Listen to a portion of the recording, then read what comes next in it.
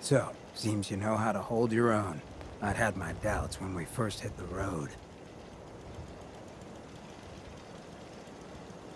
Thanks. You're not so bad yourself. I never get many complaints. It's just real rare these days. Find someone who's not willing to take things the way they're handed to them.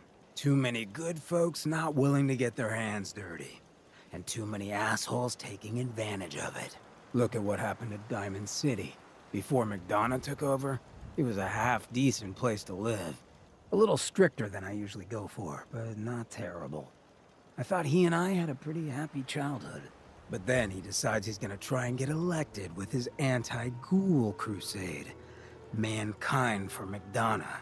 Before you know it, you got families with kids lining up to drag folks they call neighbor out of their homes and throw them to the ruins.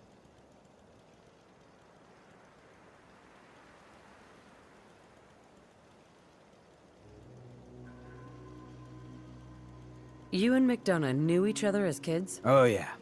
Guy's my brother. Grew up together in a little shack on the waterfront. Guy was the standard big brother. Entitled, punchy, liked to shove rotten potatoes down my shirt and slap my back.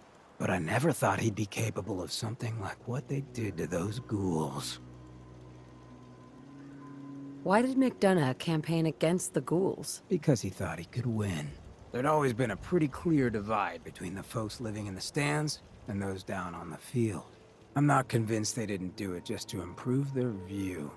I remember storming into his office above the stands after the inauguration speech. He was just standing there, staring out the window, watching as the city turned on the ghouls. He didn't even look at me. Just said, "I did it, John. It's finally mine." Should have killed him right there, but I don't think it would have changed anything. Instead, I pleaded with him, begged him to call it off. He said he couldn't. He had nothing against the ghouls. He was just carrying out the will of the people. And he couldn't betray the voters. And then he smiled. That hideous fucking mile-long smile.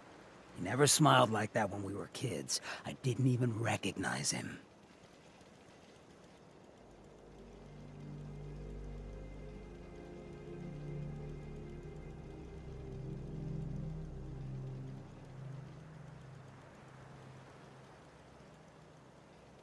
Wait, what do you mean you didn't recognize him? I don't know. Just didn't seem like the guy I grew up with. When I'd first heard the rumors he'd been swapped for a synth, thinking back on that night, I thought it made a lot of sense. But now, I don't know. I don't think I buy it. I've seen him since then, and there's no way they copied him that perfectly. Even got his tight-ass walk. But at the time, I just needed to get the hell away from him. Him and that whole damn city.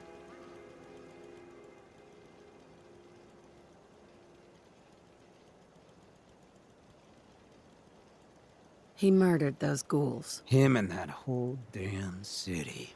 I still wasn't a ghoul at this point, so I didn't have to leave, but I couldn't bring myself to stay in that cesspool after that. I'd been sneaking off the Good Neighbor for years to get decent chems, so I knew the safe routes. I managed to track down a couple of the families, lead them there, but most couldn't get used to the Good Neighbor lifestyle.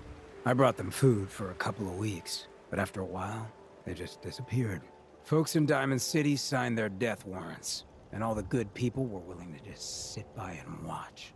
I felt like I was the only one who saw how screwed up things truly were. We couldn't just pretend things were fine. Still feel that way. Or I did. Until I met you. I know I run my mouth, but having someone who sees the world for what it is, and is willing to do something about it, it's meant a lot to me. I feel damn lucky to have you as a friend.